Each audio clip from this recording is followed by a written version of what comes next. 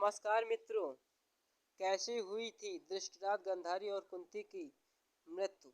महाभारत युद्ध में कौरवों की हार के बाद युधिष्ठिर राजा बने। इसके बाद धृतराष्ट्र और गांधारी भी पांडवों के साथ ही रहे। कुंती इन दिनों ध्यान रखती थी कि लेकिन भीम धृतराष्ट्र ताने मारता था। करीब 15 साल तक ऐसा ही चलता रहा। एक दिन धृतराष्ट्र और गांधारी ने वन प्रस्थान यानी वन में तप करने का निश्चय किया और महल के निकल गए। कुंती ने भी इन दोनों के साथ जाना उचित समझा।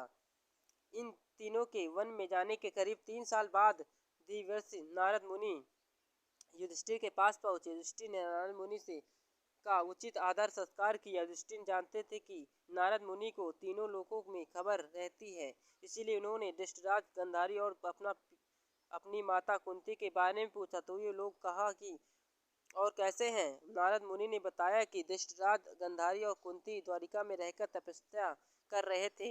एक दिन जब वो गंगा स्नान कर आश्रम आ रहे थे, तभी वन में भयंकर आग लग गई। दुर्गंध के कारण धृतराष्ट्र, गांधारी और कुंती आग से बचने के लिए भाग नहीं सके। तब उन्होंने उसी आग में प्राण त्याग कर विचार किया और वहीं एक ग्रस्त होकर बैठ गए। इसी तरह धृतराष्ट्र, गांधारी और कुंती की मृत्यु हो गई। युधिष्ठिर, गांधारी और कुंती का मृत्यु समाचार सुनने के बाद पांडवों के महल में शोक फैल गया।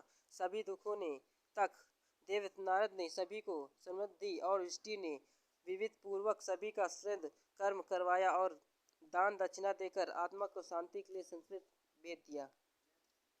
अगर आप हमारे चैनल पर नए तो हमारे चैनल सब्सक्राइब करें, कमेंट करें, लाइक करें, शेयर करें, बेल आइकन दबाना न भूलें।